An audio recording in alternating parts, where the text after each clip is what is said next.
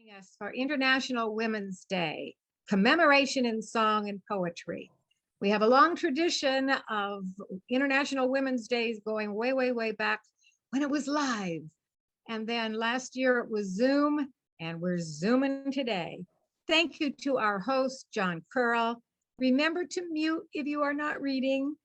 I'm saying that to myself as well. If you have questions, please click into the chat box of John Curl and type your message onto his chat. I hope that won't happen, but if it's an emergency. Thanks so much. And for the sake of time, I will restrain myself not to comment, even for the most extraordinary readings, which I kind of think all of these will be. I would like to open our United Nations International Women's Day commemoration with a tribute to all who have suffered from COVID, for all those who have suffered violence of any kind, to Ukrainians who are fighting for their country, to all who suffer oppression and occupation, and especially to the women of the world who have often proven to be the backbone of their communities. I think especially of the indigenous who in our own country established great laws that put women as the major leaders of their tribes and who have suffered particularly from COVID, making women's work and support even more critical and essential. To open our evening commemorating International Women's Day, we have the wonderful Carol Denny, prize-winning lyricist, guitarist, concertina player, humorist, cartoonist, and fiddler. Carol plays with Failure to Disperse, Acoustic Revolt, and Roadshow, and Sons of the Buccaneers. Don't you love those names? But her favorite place to be, she says, is making good trouble with the Revolutionary Poets Brigade. Carol can do anything: poet, lyricist, activist. A great way to start.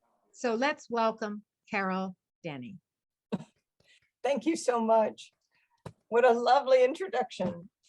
And I was going to tell you a little bit of what I've been up to and a success that I just had working with the crew of people I've been working with now for over 2 years. We started a nonprofit called the People's Park Historic District Advocacy Group.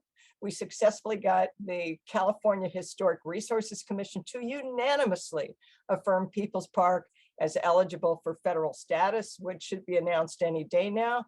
And on March 6th, the biggest newspaper in California, the LA Times, put out an editorial calling People's Park iconic and scolding the Regents for threatening it.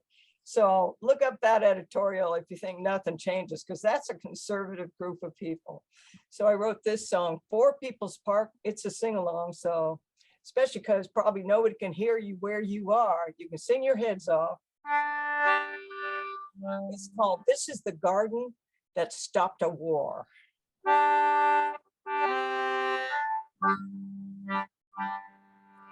Put your head against the bark of any tree in People's Park.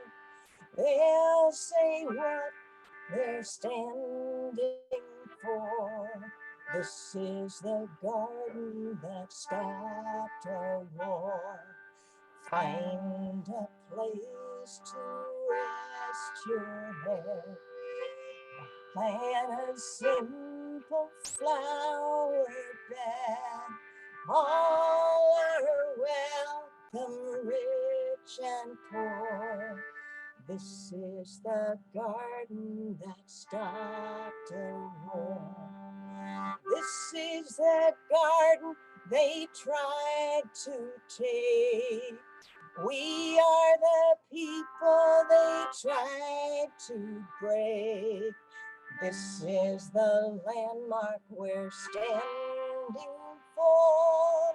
This is the garden that stopped a war. Music, dance, and food to share. Smiling people everywhere. Sing together, cry no more. This is the garden that stopped Wander through the sparkling grass, sad with thoughts and drift at last. Watch the clouds come back to shore. This is the garden that stopped a war. This is the garden they tried to take. We are the people they tried to break. This is the landmark we're standing for. This is the garden stopped a war. Clouds that dance across the sky, walls with birds that drift and fly. Seagulls circle, bow and soar. This is the garden that stopped a war.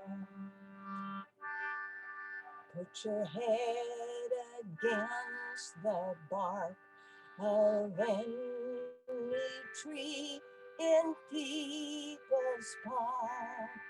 They'll say what they're standing for. This is the garden that stopped a war. This is the garden they tried to take. We are the people they tried to break. This is the landmark we're standing for. This is the garden that stopped a war.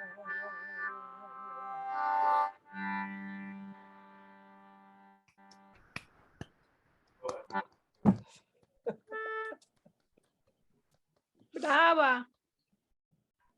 Thank you. Thank you so much. Thank you so Somebody much, singing Karen. along. That was fun. I didn't hear anybody singing along except you. That was great.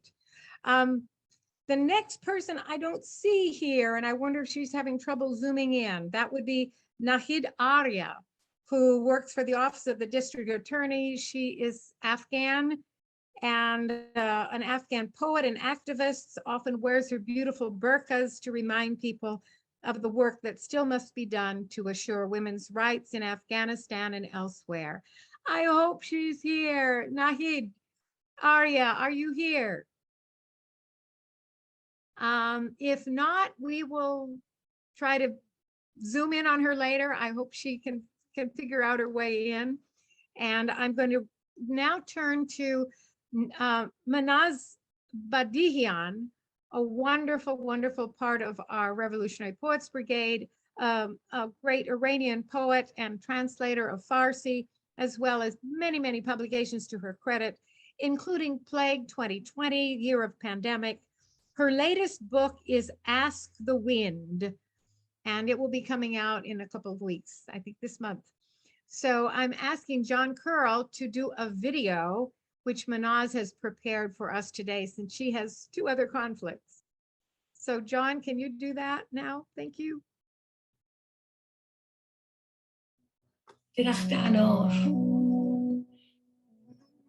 چه فرقی می کند اگر درخت اناری که هر روز آبش می دهم فراموشم کند زندگی هر روز ما را در گلویی تازه فریاد می کند چه فرقی می کند اگر هیچ کس هرگز مرا به یاد نیاورد زیرا همیشه در این جهان در این شهر و در محله های دوردست زنانی هستند که با چشمان من به تماشای باغ می روند با پاهایم راه می روند زنانی که با قلب من عاشق می شوند زنانی که شعرهای ناسروده‌ام را با زبانی ساده تر می سرایند، زنانی که دردهای مرا در شانه هاشان می کشند،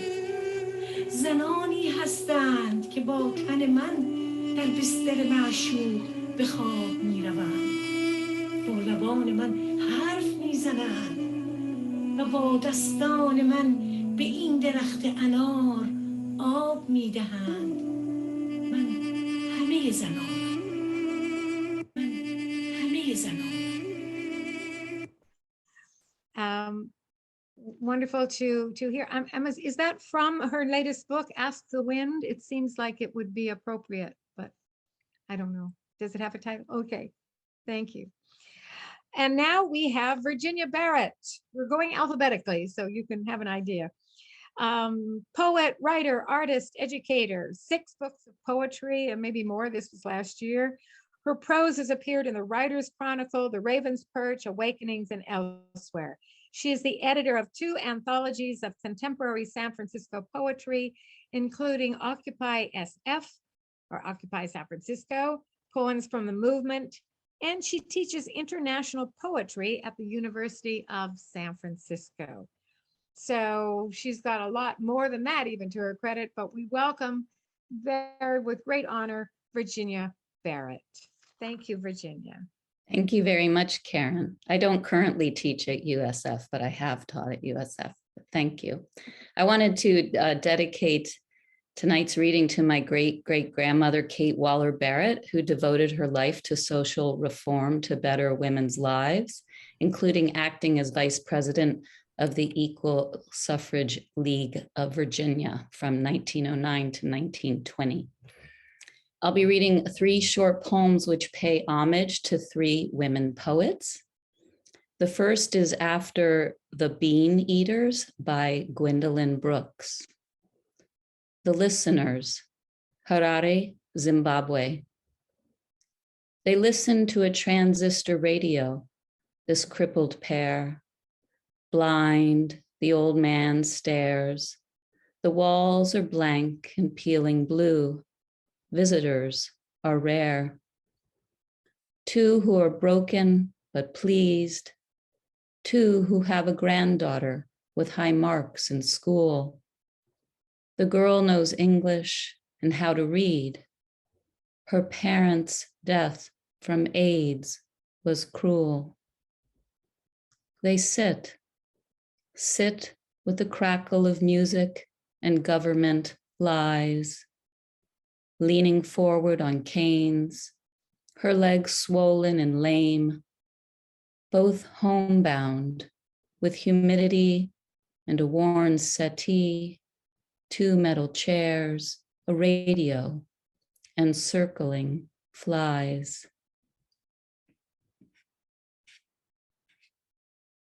The next poem is After Housewife by Anne Sexton.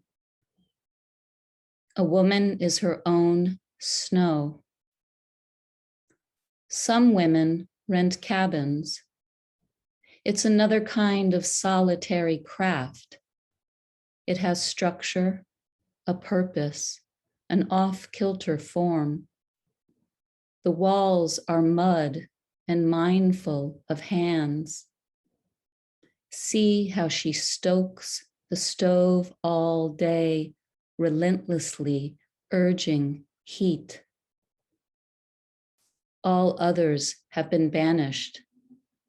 Outside, the cat curls like a black shell on the Cecil mat. A woman is her own snow. That's the storm inside. And my final poem is After Rant by Diane DePrima, and it has the same title, Rant, for the child too scared to write a poem. You are not the girl crying. You are not the boy with his face buried in the ragged plush toy. You carry the basket of words lurking in the shadows, the traveler never bored.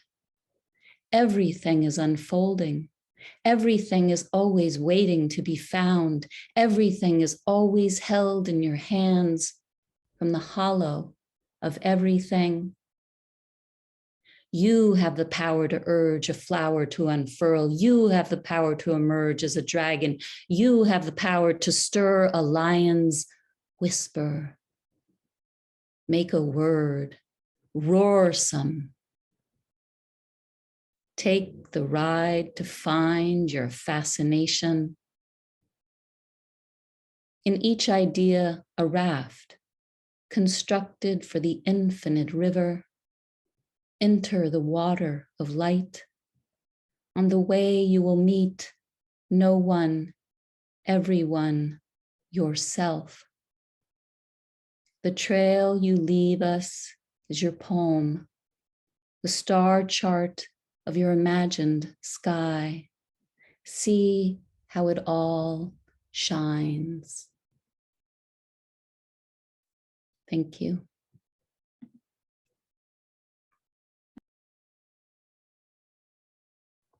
Thank you so much, Virginia. And we have the wonderful Christina Brown, poet, writer of fiction, and a painter. And as an attorney and activist, she has saved many lives. She often writes about what people will do for love. Currently, she works at Women's Pop-Up Art Show at Live Worms Gallery, Grant Avenue in North Beach. A very active lady. So I'd like to introduce to you again, Christina Brown. Unmute, Christina, while I mute. Thank you, Karen, for that lovely introduction. And thank you, Karen and John, for making this possible. And thank you all for being here.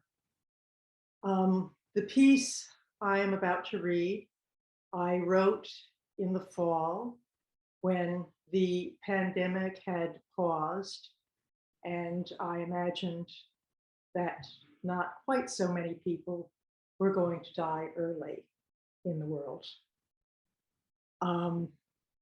Now, we are haunted by the specter of nuclear war, and I've written about that, but I'm not going to read that this evening.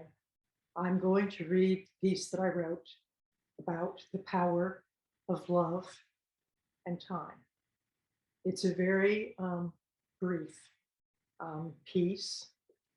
It is a pictogram, a poem whose words form a shape. And I hope that you can see that it is a pomegranate and that it varies in color. So, season of persimmon. Persimmon on my palm, smooth and freckled, gold to orange to almost red, ripe, tapered persimmon.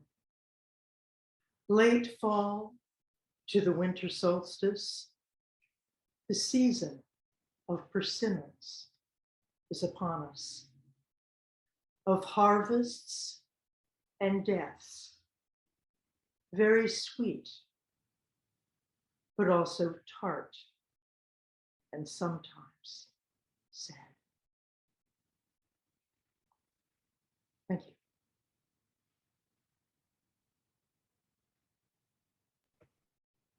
Oh, thank you, Christina. Thank you. Okay. Agneta Falk-Hirschman, poet, artist, educator, translator, editor, has been translated into many, many languages. She is an activist originally from Sweden, founding member of the Revolutionary Poets Brigade and the World Poetry Movement. She is also a recipient of the Regina Coppola Award from Italy.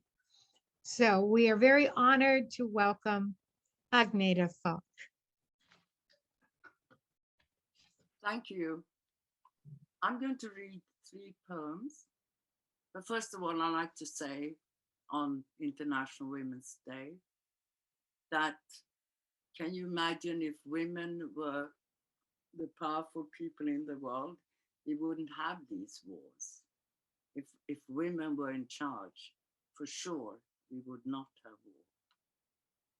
Anyway, I'm going to begin with reading a poem to Rosemary Mano, who was a member of the Poets Brigade and who passed away last December. The poem is called Blanca, which is a name of her dog, which passed away a couple of years before she died. And it's all explained in the poem, so to speak. Blanca, for Rosemary Mano. I could never bring myself to call you Blanca, though you made it your signum. You had a thing about names. Agneta, never Aggie. Jackie, never Jack. Blessed, never Roger. Fidel, never Castro. And only Jack could call you Rosie. So many thoughts whirling since your demise. The tiniest details spring to mind. A certain etiquette to be observed in your presence. The way you've been brought up, you insisted. Or maybe you said, not my education. There was no fluff in your words, nor in your carefully crafted poems. But underneath ran a wild current that couldn't be tamed. Your eyes would widen and pierce through hypocrisies or light up almost like a child when amused. It was all or nothing. When you were good, you were very good. But when bad, very bad, your finger wagging, but for sure, never boring. Most of all, I sing your courage again and again, how you refuse to give in to the demon eating your life away. You are forever at my table with a fine glass of wine, the best a table could offer your refined palate. Go gently, dear comrade, in your words, Blanca out. And then somewhere near the eyes, wing beat of fate puts you there between the ribs. She in a multi-layered coat, stepping out of white snow, tall and proud, bending over the cot, bending over backwards to please. Who she was she? Grey hair at the beginning, a faint smell of perfumed powder somewhere near the eye. Whoever said you had to be happy, as if happy was a birthright. The lioness with a cub thought everything in her path a gift from God. To think we all came out from roughly the same hole, striving for the light, eyes squeezed. To think how nice it would be to sometimes crawl back in again and curl up in our mother's nest, uncut, unbroken, to begin again at the beginning, squeaky clean. Honey, they say honey here a lot, and sugar too. What to do with all that sugar, I don't know. The sweetest thing I ever saw tasted of citrus through and through. sharp and sweet at the same time. And there she is again, in the midst of bombs falling, bending forward, reaching down to lift the terrified child to her calm. And then I want to just end, this is a short poem, but it's for me a poem important because I used to be very involved in trafficking and anyway, I wasn't trafficking, of course. Shivering mountain for a young prostitute. He tells her he loves her and beats her heart. Every bruise the deepening on her skinny ass, her just formed breasts. You understand, he loves her, and she knows that as she steps into the dark, damp night, sliding in and out of cars, her tiny body slot machine. You understand, he loves her, and she knows that to the sound of a panther's sigh, her childhood laughter disappearing down her throat. They found her in a ditch with sludge in her hair. Her epitaph reads, time of death unknown, place of death unknown. You understand, he loved her. You understand, she believed him. Thank you.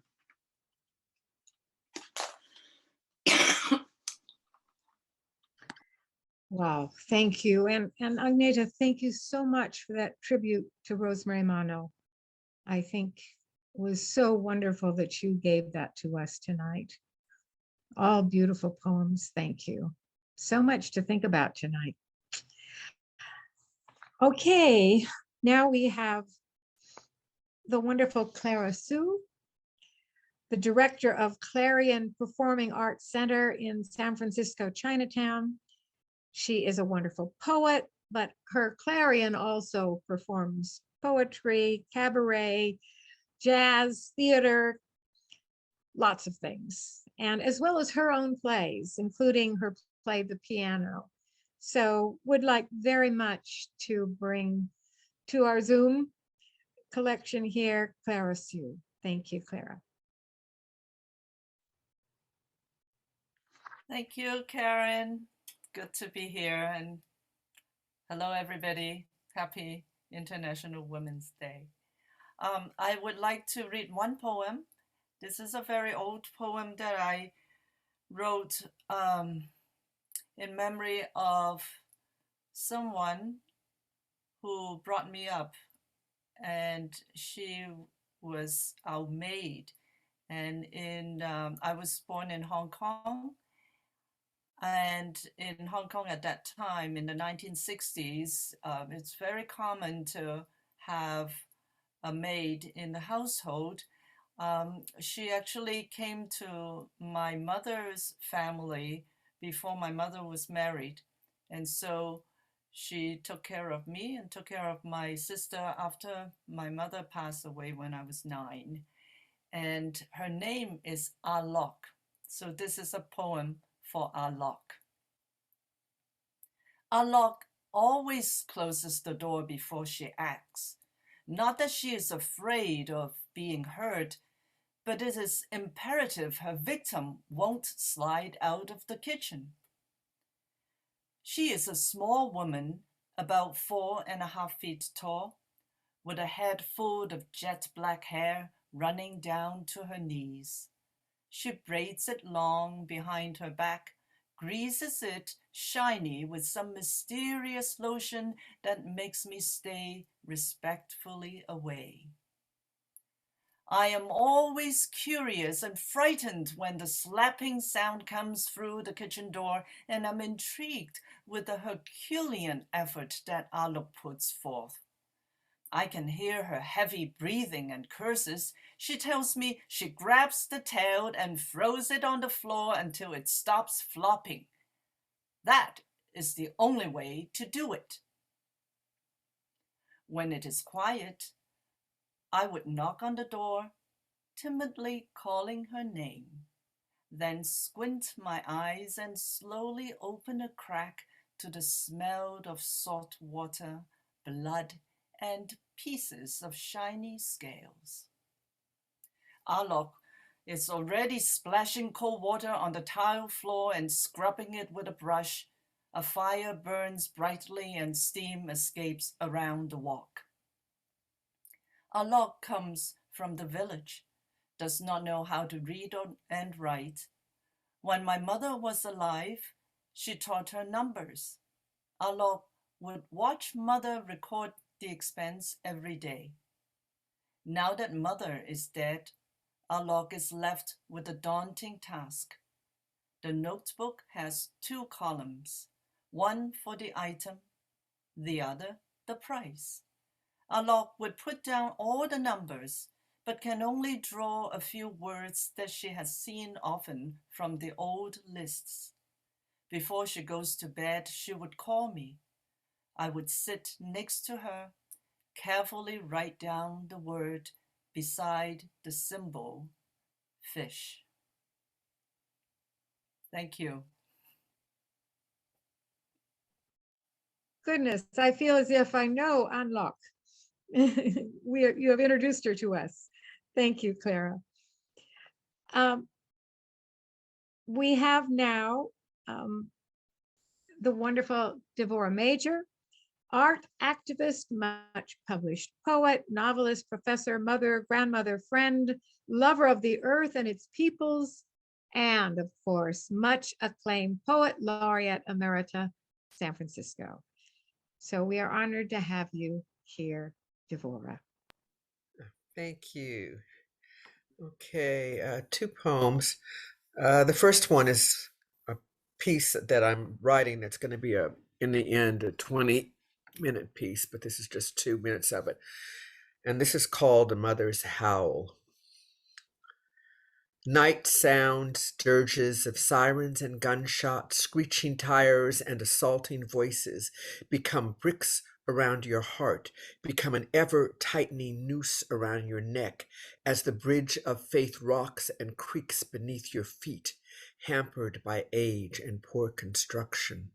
What if it was you, heart torn and bleeding by the call, the knock at the door, still hearing your son's voice breaking into your restless dreams? Mama, I love you. Just as he exploded into death's domain. You who carries the grief of the mother who lost one and then another child. You waking up cold sweat night after night when gunfire explodes blast around your home. You with the coroner and seeing your child cold but not yet stiff, lying on a metal table, your tears bathing his face. Because at that moment, it wouldn't matter if it was a cop obeying supremacist training or a neighbor consumed by confusion and rage. All that matters is that flutter who quickened in your womb, that baby who suckled your breast, that child who climbed into your lap to pull your ears and give you sloppy kisses, that youth who brought wild street flowers for love, that young man who hugged you every day as if it was his last, I love you, Mama, was dead. And then consider if you would hear anything or only wail, a howl that echoes mothers around the world who have felt that acid sear their hearts. A mother's howl, a mother's howl. And the second one's called Island Woman Speaks of Tongues, and it is not my great-great, 4 of those, grandmother's story, but she was indeed the woman who brought Obeah to the Bahamas. I don't know all of her, I know some of her story, but most of this is invented when I thought about her. They took my words, all of them, not knowing that in my home I spoke many languages, not only to family, traders, and voyagers, but to hawk and chimpanzee, sandpiper and dolphin. They took my tongue, gripped my throat tightly, and commanded me to use only their words.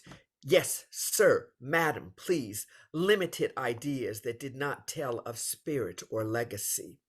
We will not speak of the Bakra who, as we tossed in the belly of their demon ship, tore into me like a spear, chasing the neck of a lion, spilling my blood, yet leaving inside the seedling of a son, my son, whom I taught all my remembered languages, until he understood wind and star and smooth his freedom road, whistling the birds to quiet their song as he passed by, sending a raven to my window to let me know he was now a man unfettered.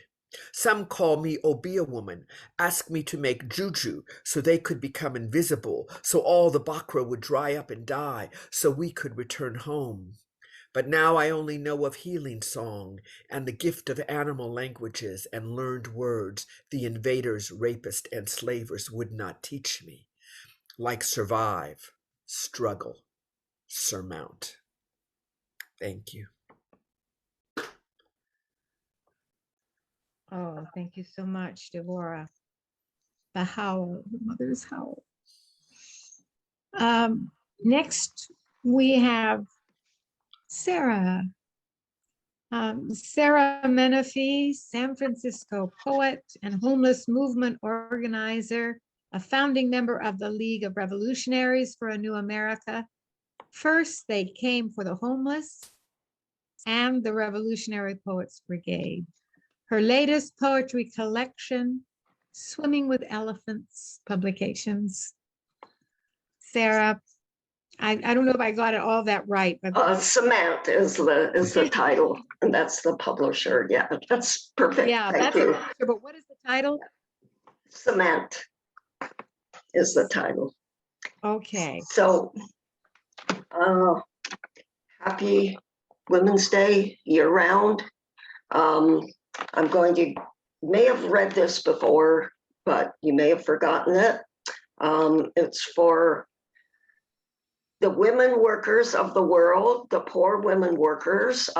Large majority of the poor workers on this planet are women. We can count ourselves among that. And this is titled 40 Years. Working with the public 40 years this year. It's an older poem, it's more. Working with the public 40 years this year, since those days working as a nurse's aide. Norma the Paiute and I talking about going out dancing when we got off at 11, as we rolled an old man over on the bed, changing a dressing on a bed sore, and the dirty linen, social and brutal. Got to know nakedness in all its ultimate forms, eating custard and baked potatoes left on trays in the utility room. The ceremonies of survival, how invisible they've been to me all these years. They're in that place where the poor old were abandoned, yet cared for in a way, have less to do with endless bedpans and dirty linens than with tall John crying, I love you, while I lifted him onto the toilet, 78, and I was 17. How short life, and we must pay that rent. A room near the Truckee River, my uniform ironed on a towel on the floor. The trouble is when you start remembering work, you recollect the universe, also the oppression, how a man was dying in this county ward bed, crying out his last. The arrogant young doctor said he's having DTs and left. He died. Only the low-wage nurses' aides and orderlies there beside him. Every caring hand seems to be on minimum wage. And what is a job? Inextricable from every human dream, the social scene with all its sweetness and distortions. So I would trust a strong hand that had made a bed or two and a back that knew how to lift another up, who'd seen the red of the blood of birth, the red foundation of the earth, and life's pulse over many others, those unacquainted with nakedness, who can't conceive the look of a wound. That was not on my young mind then. But maybe now my pen can claim what then I surely didn't know. when my ambition was to be an artist and to love.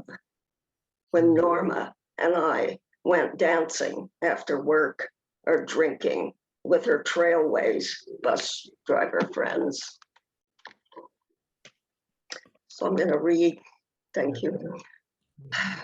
I'm going to read something that, okay, where is it? It's just on my, I just put it right on my phone. This is from today, so I'll read something more recent.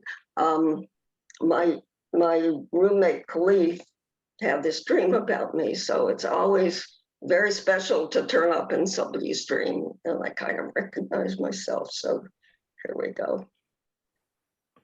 So I come to you as a woman. He said, you were in my dream, you and me, and some real sketch, rugged looking guy, but a chill dude. We were walking down a dirt road in some godforsaken place. On the sides of it, an endless void. You were super spacey to the point I was asking what's going on. You were skin and bones with a white nightgown on. His words, as I remember them, the gist of them anyway. Yeah, that was probably me, so lost and young and strong. Thank you. Happy Women's Day.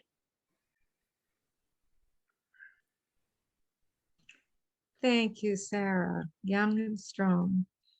Oh, Still strong. you're still strong. Yes. Thank you so much. And now we have Ayodele NZINGA, who thought it was really good to be very pithy with my introduction. So there's so much can be said about her in a couple of words. Poet Laureate of Oakland, California, and Alameda County Women's Hall of Fame. Honored to have you with us, Ayodele NZINGA. Thank you. I'm very honored to be here. My name is Ayodele NZINGA. I am the daughter of Ernestine. I am the granddaughter of Nettie. I am the great-granddaughter of Constance. When you tell a Black woman she's resilient, you mean she endured some horrific occurrence and survived.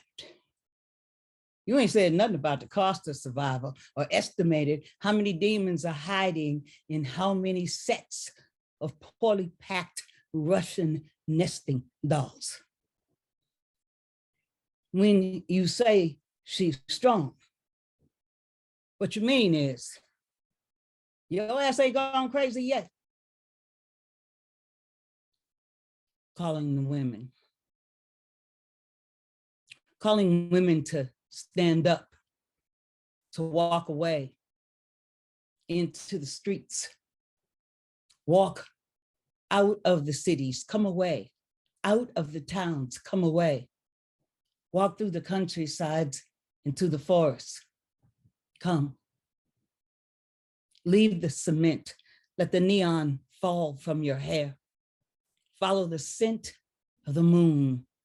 Walk towards the wind's whine. Let us unwind ourselves, shedding our exterior paint, all our wires and constellations revealed. Let us peel off the world as we've been given to it, undoing the ways in which we have been undone. On the subject of inhaling, one, I always needed rituals, resurrection. Hashtag I was born in the dying room. One of them not supposed to make it. Ghosts always been real comfortable around me. I could have lived or died since I was little. This has been a heavy place for me to smile in. I come with a tale. Dark wrapped over me won't hurt long, not meant to last, but some children remember being stardust. and know how to be in the nowhere, waiting until it's safe, learning soon, and sadly, it's rarely safe. They grow anyway. The uncanny lucky learn to dance. Dancing lives in a room where you can get free for nanoseconds. If you dance on the borderline, freedom may last longer. 2. When we exhale, my ghost will reset the doomsday clock and finally rest. They've been hustling a while. There will be an audible click, signaling creation to hope here again. The pendulum between right and wrong will hover over right till wrong forgets to be a thing we understand or accept. We will forget scarcity, fear, and how to suffer endlessly. Fire and magnolias will fill the spaces those things used to take. We'll be warm and smell like the waiting room in Olakun's garden. Fat, rich, peaceful wisdom radiantly at rest, just being when we exhale. The moral arc will declare nature is the law and reciprocity is justice. Jambalaya will be served, drumming will be allowed, and we will dance until late into some night when our souls are full and the vibration of Juba decomposes all that ever came to eat the joy of another, outright or in quiet violence, minor movements or serial major aggressions. 3. When we exhale, we will become proficient in open-ended dreams that finally leave the middle passage and think about tomorrow with ancestral authority. When we exhale, fruit will grow fruit again. New language will be born, new worlds for new us, new dances, remembering the face of yesterday, smiling from tomorrow, liberty unchained, alive on arrival, no weapon formed, hashtag manifesting here. When we exhale, the band will play above the noise of a million grannies shouting on the head of a pin because their prayers came true. Thank you.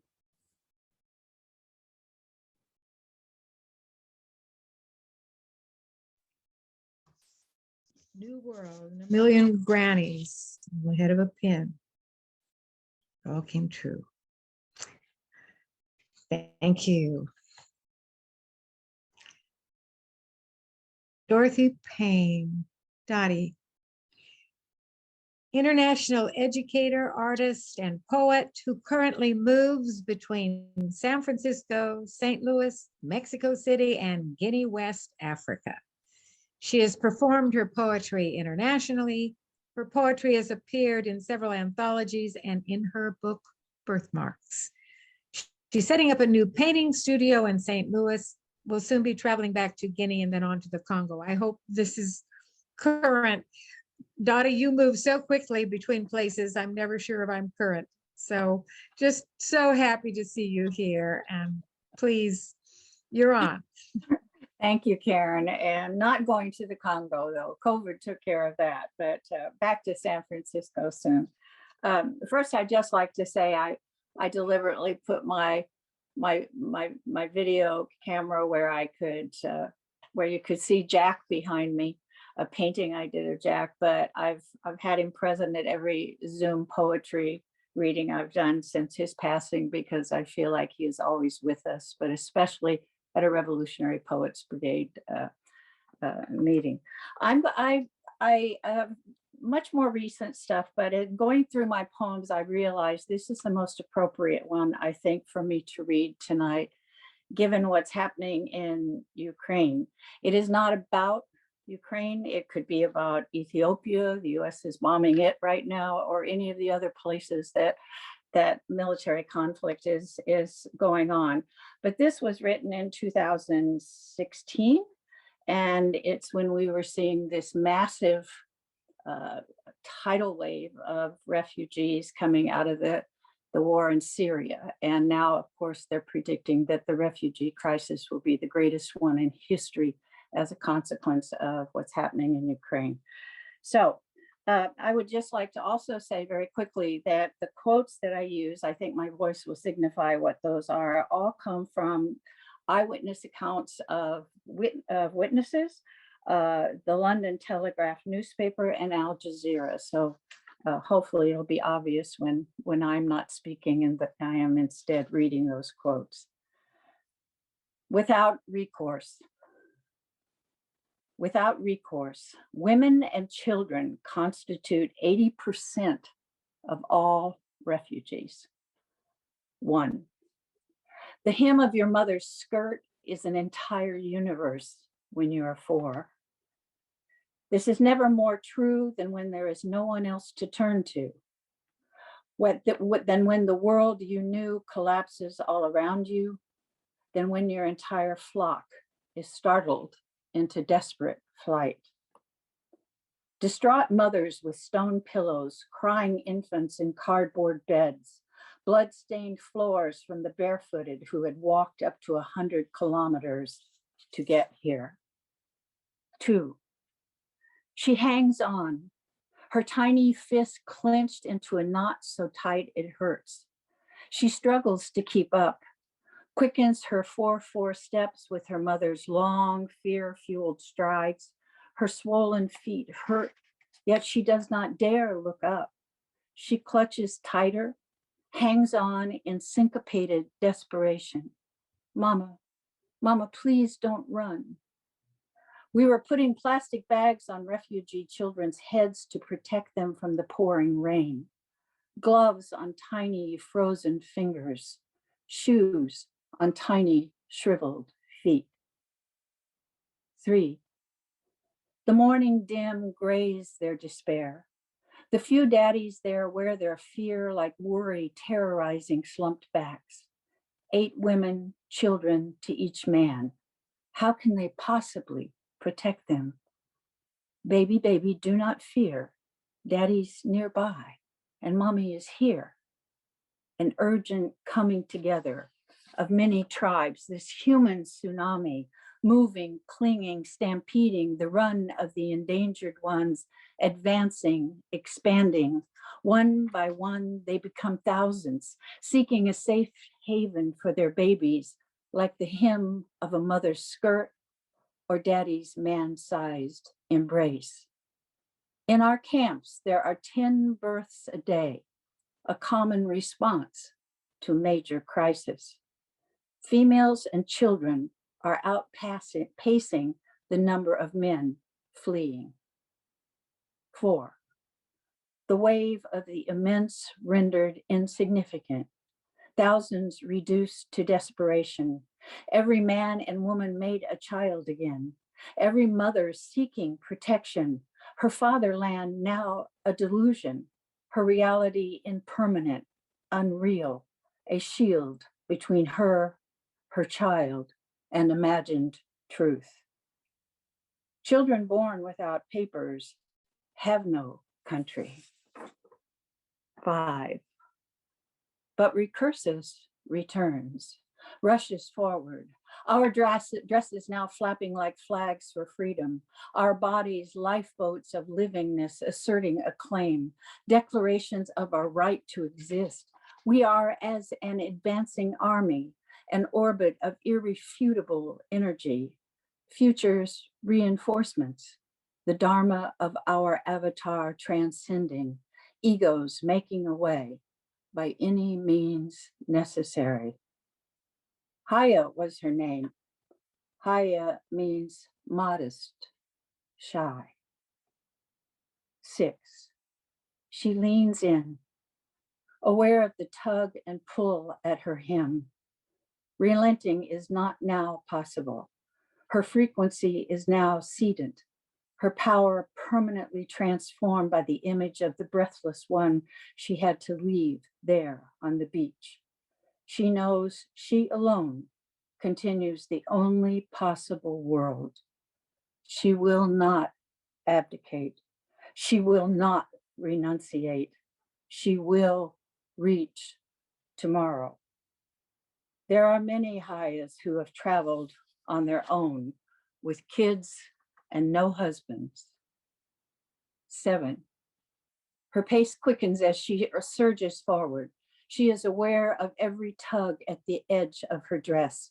She does not look down. She senses when her child nearly trips. She hears her whimpers, imagines her tear-stained cheeks, wants only to sit and braid her hair.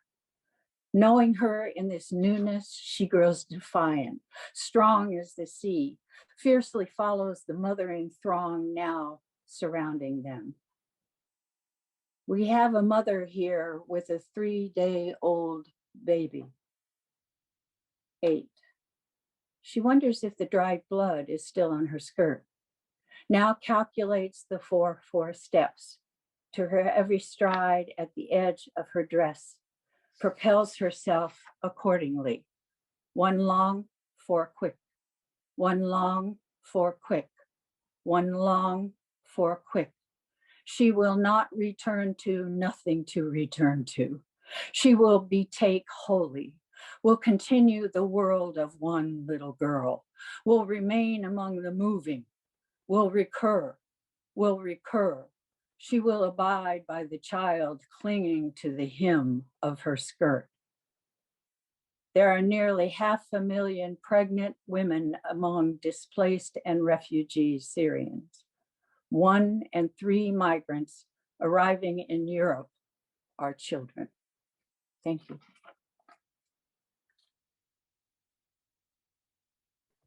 Thank you so much, Dottie. A human tsunami, 80% children. Yep. Powerful, thank you. Oh my. Nina SERRANO, active 87-year-old poet who lives in Vallejo, California.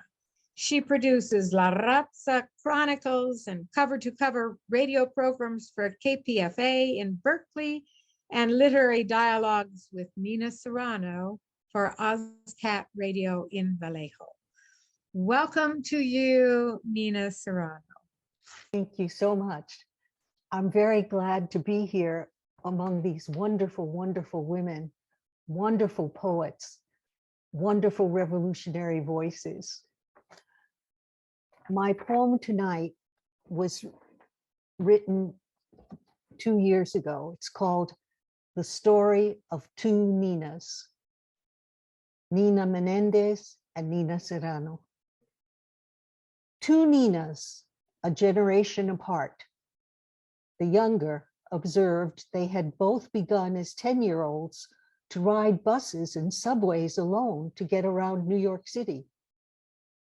The older, emboldened by the Me Too movement, mentioned to the younger how between the ages of 10 and 12, she had seen so many penises.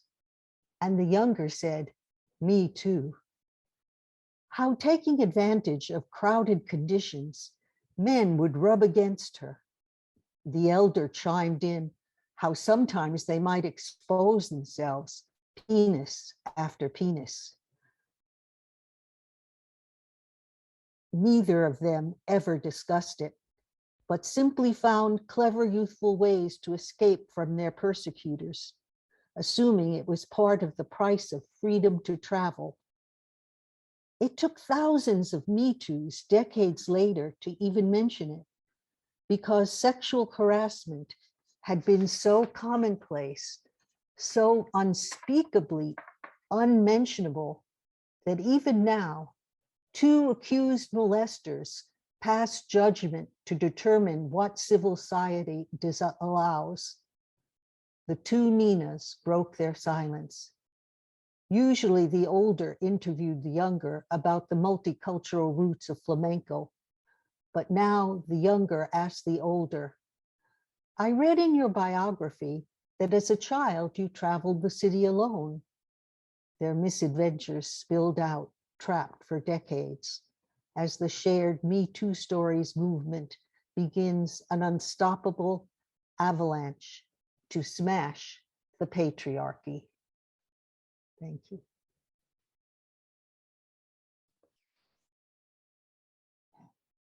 Thanks, Nina. Wow. Horrible things, huh? Kim Shuck, yay! Our beloved Poet Laureate Emerita of San Francisco works steadily for the rights of the indigenous and continues to support so strongly the poetry community. We are honored to bring you here and are honored that you are here, Kim Shuck. Thank you. I have a couple, three actually, a few. The first is from my book, Murdered Missing. Borders are the sites of field amputations, and this 200 years has sharpened the clumsy exposed bones. This town, this road, a canal and locks that help the money flow at specific levels. This town with razored visible bone, this machine of commerce decorates itself with the bodies of our daughters. Their deaths are not collectively a symptom. Each one is a gasping tragedy, a name we whisper as the year thins, as the light changes, and the money passes along the blacktop canal, and the parasites gather at the site of the injury, a place where blood can be encouraged to flow.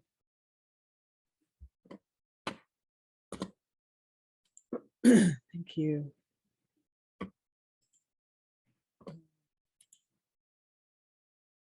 Okay.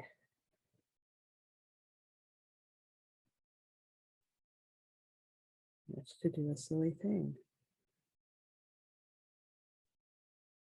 All right, we'll do this instead and then I'll be done. This is actually a today poem. Right women, cracking walnuts into a torn paper bag, nut tannin, brown paper and glue, and women under the oak trees talking politics, the stream, the strawberries. Women building, let's call it a canoe. Let's call it a connection to self, to story, wood and cordage, wood and vision. We say women, while one is herding family away from the bomb sites, another gives birth underground, another refugee looking for a place to land, another story not unique in the ever struggle, the one that strips some of the designation human, sings some to dust, erases some, imprisons some, enslaves some, deprives some of a girlhood, deprives most of agency. Right women, all wrist bones and creativity, the finer curls behind the ears, the hip shot stance, the muscle and soft, the weavers, the spinners, the fighters, women who I put my back against, women in healing every day, but also today, right women. Thank you so much for having me. Thank you so much, Kim. Women, I put my back against. Women, right women. Thank you. Antonieta VILLAMIL, poet and founder editor of Casa de Poesia in 2003 as a protest against all forms of violence. Founder on March 8th, 2020 of the press Power E, Poetry of Women.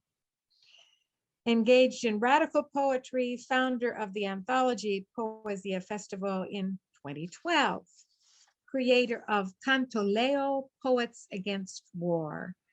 Antonieta has fought for Catalonian rights and is co-founder of the Vagabond Press, Southern California, Culver City. So, yay, let's hear you, Antonieta. Thank you. La poesía es un arma cargada de futuro. Poetry is a weapon charged with future. Gabriel Celaya. Song for the worker woman. It is happening right now in my heart, in my mind, on a city street of any country. But I need to take that the revolution is not here, because conformity is sitting its big potato ass on a couch of mislead me tales, and we, the outraged 99%, have to push all at once with all power from the ground up, but first need to dig that we are the base. Here I break the screen before the system implodes a replay in my face. Here I exercise the muscle of rights before they become flaccid. But first I need to digest this. I protest, yes, because the nipple finds its way to the needy mouth. But I watch what kind of lollipop I get to shut me up.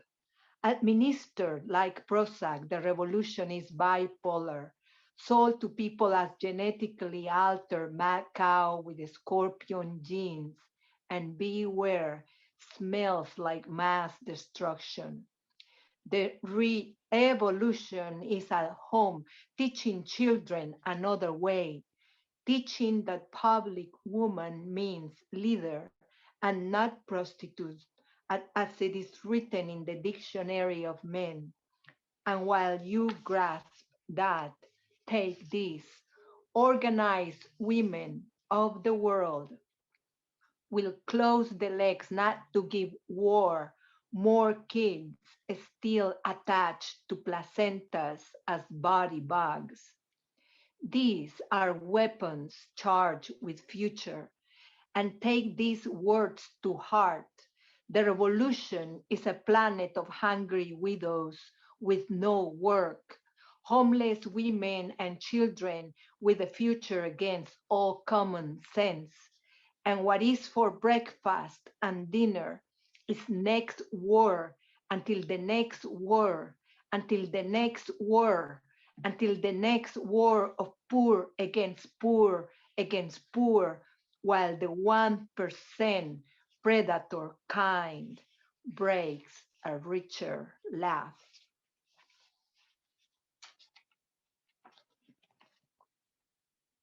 Sweat lodge for Mother Earth. Temezcal for Pachamama. Pachamama from the First Nations of the Andes means Mother Earth. Tanka Shila, Tanka Heawo, Shewo, Kielo, in the Tangwa language means ancestors inside the stones. Please hear our plea. Ancestors of earth and water, listen to our plea. Ancestors of earth and fire, witness this womb. Pachamama, Pachamama, Pachamama, Pachamama, Tankashila, Tankahea, Shewokielo, Pachamama. We dig out our hearts looking for the stone of ancestors' hands in our chest. Find ourselves urgeless and burning fast in the long roads of their fingers. We enter the gatehouse, and as we sweat, the Arctic melts in our veins. Naked from pride, we roam under volcanic rocks, looking for the sign in the flames of earthy womb. Touch ancient fever with the eyes of our forehead. Ancestors inside the rocks, let your light in torrents of song steer us into this lodge of capitalist usury. Blinks in the sky the constellation Phoenix as these words heal our lament into outrage, inflame our fever with the strength of old voices, witness the outrageous injustice, free the children from prison cages at the border. Today, let our crescent eyes drench the night. We daydream the awakening of Mother Earth. Witness her injury, grasp root to heal her wounds. Ancestors inside the rock, unite our hands. Ancestors inside the stone, heal these wounds. Pachamama, Pachamama, Tankashilam, Tankahea, Tewokielo, Tewokielo, Pachamama,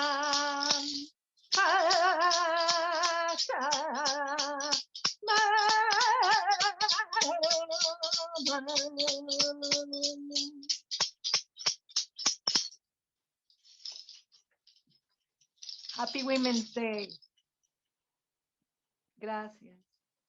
Thank you so much, Antonieta. At least 3 languages and music and the rattling of the gourd. What a moment. Thank you so much. Wendy Walters, beloved poet from Sacred Grounds, who grounds much of her work in meditation. She writes, nature and the human condition inspire my writing a great deal, and I am drawn to the inner realm of ideas, imagination, and possibilities, often including themes of hope and compassion. I like to explore connections between what is and what could be. So Wendy, delighted to have you here. Thank you. Thank you for hosting this, Karen and John, for your assistance, and to everyone here celebrating this sacred and beautiful and meaningful journey of women. This poem was written after I did some exciting research about amazing women in history and modern day women, and listening to music in ancient languages over and over. And out of that came this prose piece of praise and homage to women's journey of bettering their lives. It's called Beyond Skin Deep.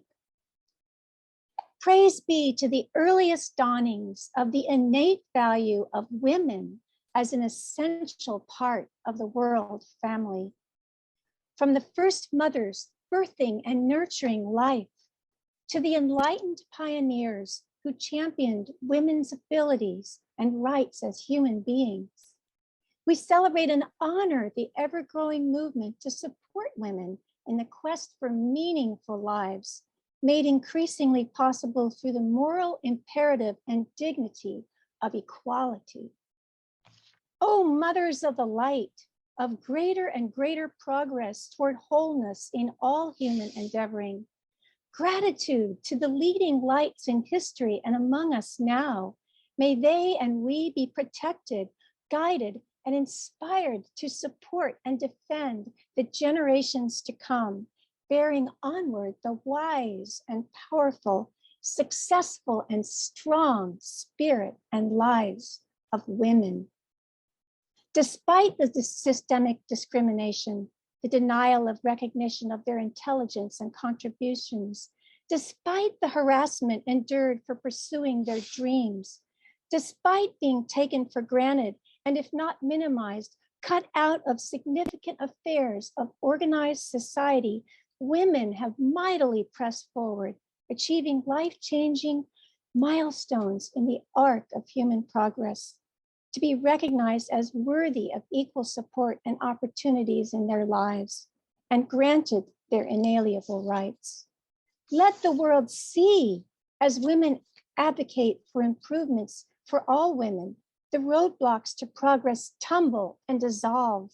No more shall closed minds bent on maintaining the old status quo rule and limit women's lives, to be free to do what they love, supported to obtain the education they desire, respected with opportunities to earn a good living using their unique talents, and rewarded for their true worth. O leaders of the light, gratitude for your resourcefulness, your courage, your compassion, your discipline, your strength, and your extraordinary skill, breaking barrier after barrier, helping women embrace and act upon their true value, using their innate abilities, questioning outworn assumptions that no longer serve, and discovering the power and strength to persist and accomplish what was heretofore denied. May all leaders of the light, and all in solidarity with the promises of a safe, affirming, acknowledging, accepting, and appreciating world toward women, keep the faith that all things are working together for a better yet to be. For those still not yet fully recognized, both within their own societies as well as across the globe, women's value and rights are being awakened in human consciousness and honored in celebration of the progressive transformation of previously unjust arrangements and laws. All of this being made possible through the standing on the shoulders of wise and brave, caring and strong ancestors, and showing beyond any reasonable doubt the beauty of women for who they are and how they live, that is well beyond skin deep. Thank you. Thank you so much, Wendy. Yeah, I'm gonna say a poem at the end about my mom, which against that background really, anyway, thank you. You're muted, Karen. Oh, I'm muted. I'm not muted. No, you're not muted. Okay. Yeah. Anyway, thank you, Wendy, so much. Now we have JAMI Proctor Tsu, poet, translator, and mother who writes in Chinese and English.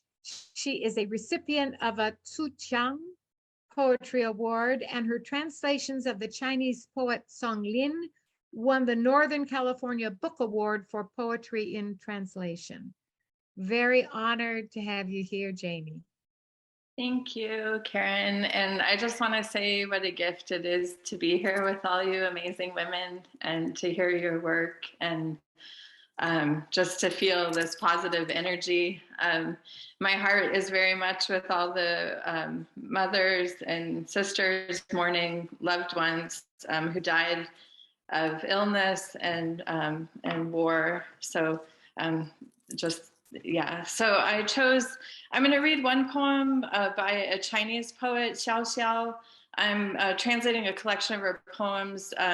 She's originally from Sichuan, but she lives in Beijing and is in Hainan sometimes as well. So I'll read her poem in English and Chinese, and then I'll read one of my poems. So this is by Xiao Xiao. The Speed of Grief. During illness, a sensitive stone drums in the body. The heart sinks deeper and deeper. An eagle's cough throws the sky into disarray. Streetlights fall from high places. The horses in the clouds rush toward imaginary grasslands, rush toward half a poem. Burning snowflakes restore blankness. Death complies with breaking off, stepping on a shooting star, butterflies. return home from karma's path. A poet's speed of grief arrives at the depths of barrenness. 忧伤的速度，冰中敏感的石头在身体里打鼓，心下沉，越陷越深。一只鹰的咳嗽扰乱了天空，路灯从高处跌落，云中的马匹奔向虚构的草原，奔向扳手诗，燃烧的雪花修复空白，死亡顺从了决绝，踩着流星，蝴蝶从宿命的小径回家，一个诗人忧伤的速度抵达荒漠的最深处。Okay. So the next poem I'm going to read is about my son's grandmother, who is a farmer. She's retired, and moved. Their village was demolished, so she's moved into a city. But she is from a village. A lot of you know this already, so sorry, 40 kilometers east of Nanjing, and she spent her life farming wheat and rice and vegetables. And when I was with her, I always used to be struck at how much love and strength and knowledge she had in her hands. And I always wished that I had that kind of knowledge and strength that she has. And there's a line, 婆婆 in the poem, that means mother-in-law. And then at the end of the poem, there's a line that's in the local dialect they speak in the village, but I translate it in the poem. So, but I just wanted you to know, because it'll sound different. So, hands. For years now, each time we're together, my婆婆takes hold of my hand, holds it in hers, gently rubs my skin. Your hands are so soft and pale. Look at how pretty your hands are.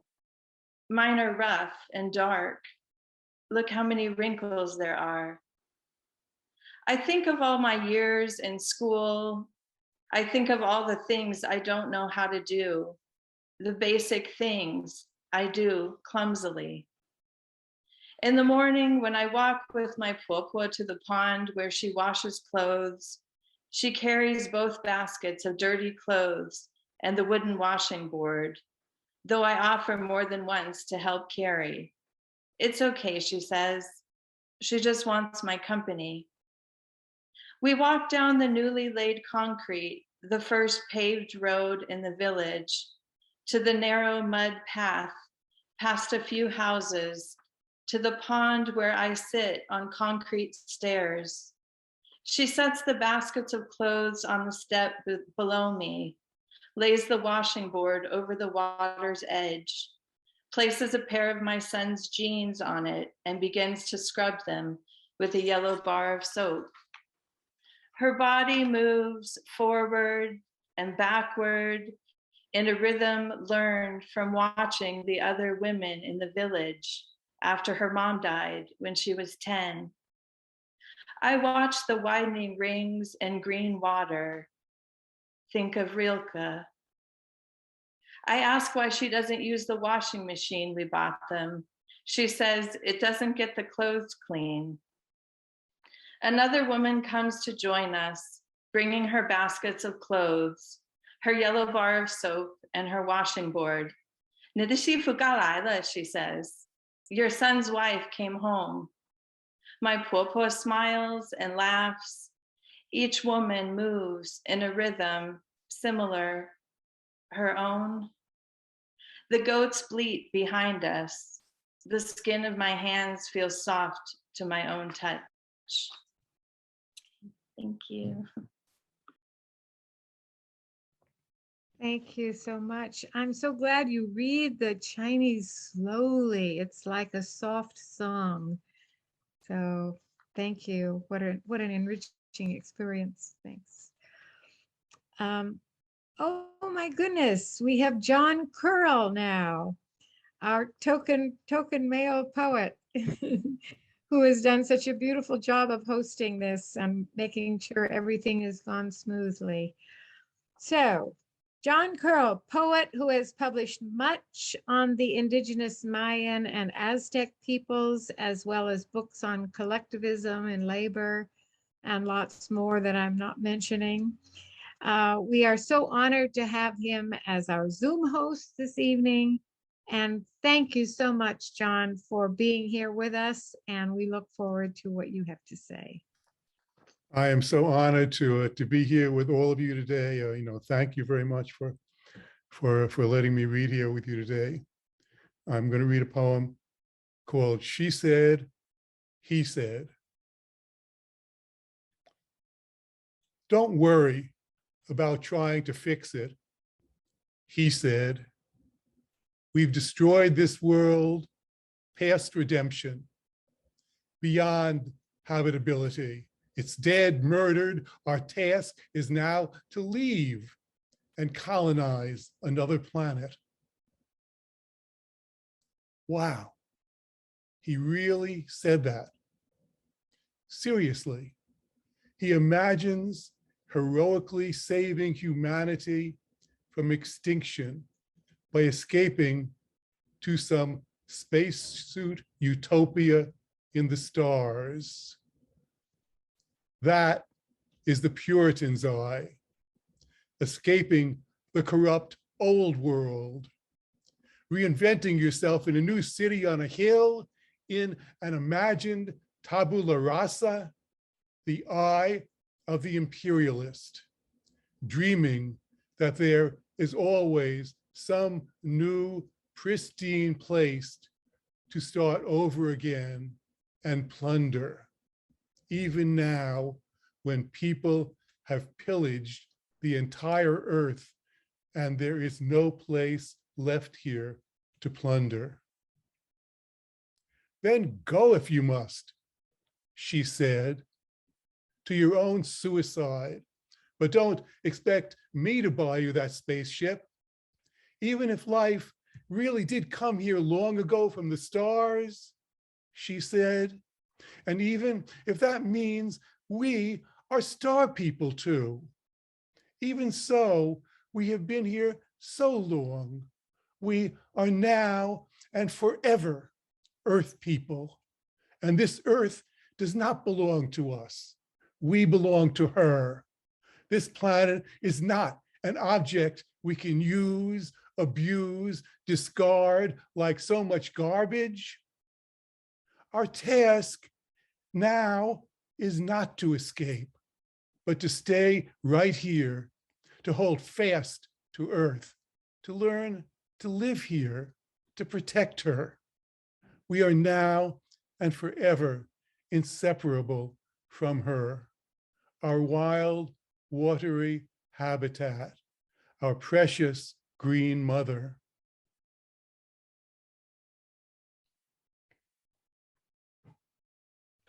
Thank you, John. Great choice of one of your poems to read. Great choice.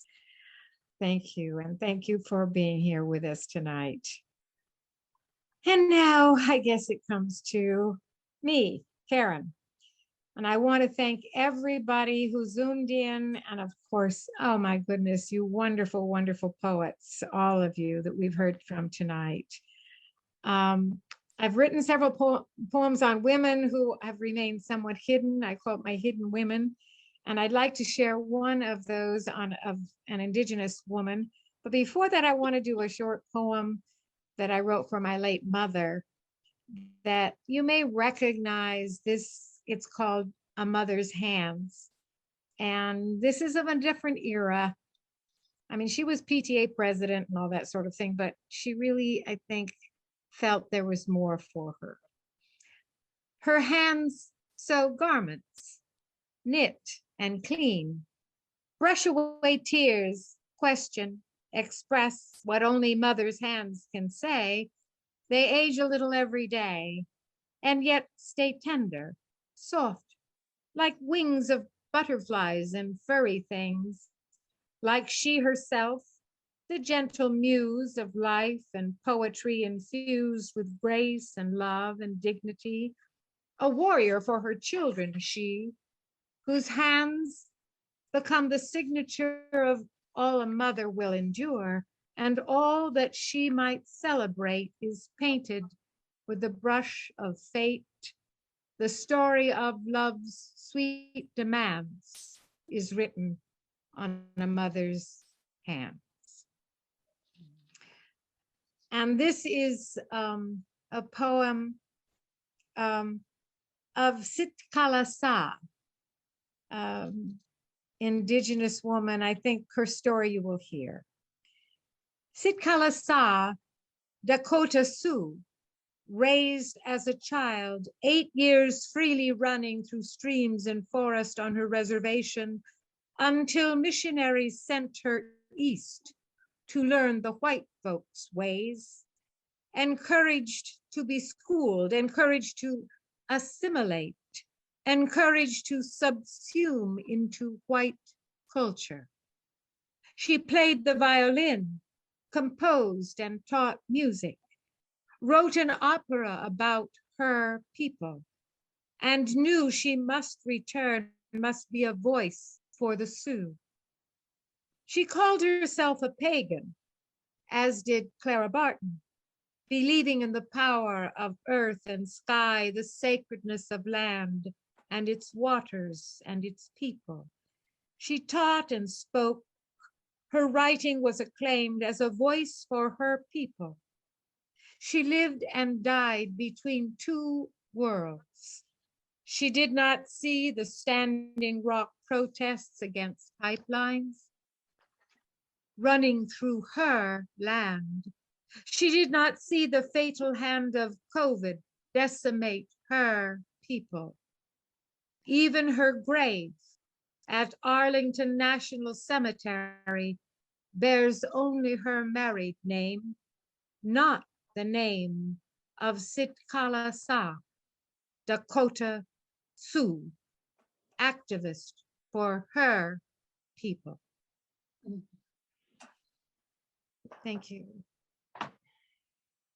Before I ask Carol Denny to give us a last song of farewell, I want again to thank all of you who came tonight, all of you who read, some of you who listened. I want to thank John Curl again and again for hosting, and for all who played a role in making this evening so special. Carol, please. Thank you, Karen. Thank you. Thank you, Sarah. Karen, too. Everyone. Well, Beautiful. thank you, everybody. It's just, I think it's a wonderful tradition. So maybe we'll be live next year. Who knows? Carol, please send us off, and thank you so much for starting this evening with pizzazz and thoughtfulness and richness, and ending it up, I'm sure, in the same spirit of Carol Denny. Thank you. Thank you. And again, this just really filled me tonight with exactly what I needed. Thank you all so much for participating. I sometimes forget how rich life can be. And tonight I know. This is called Who Built This House? Who built this house of wood and stone? Whose was the blood? Whose was the bone? Whose was the sweat that brought to bear this house so fine that's standing here? Who built this house?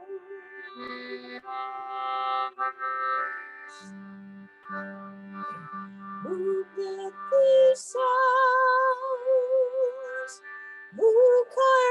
stone? Who built this house? No hand alone. Who built this house? You're living in. Who built this house?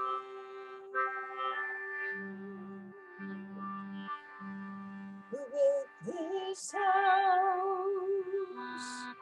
of wood so fine, from forest fire, away from mine? Who mined the silver and the gold? Whose was the back that bore this load? Who built this house?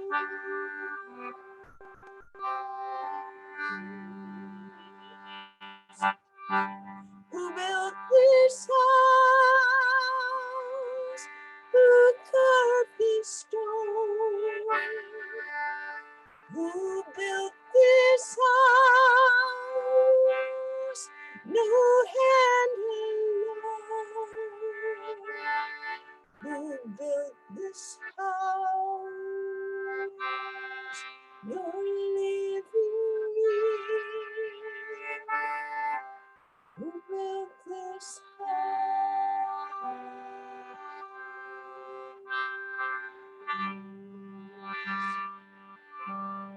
Who built this house upon this land, where all these well-dressed people stand? Who built this house? Who labored long?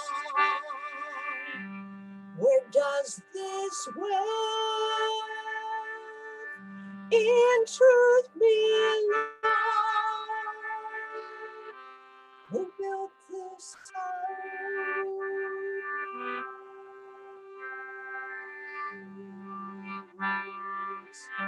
Who built this house? Who carved this stone? Who built this house? No hand alone. Who built this house? You're living in. Who built this house? This house. This house. This house.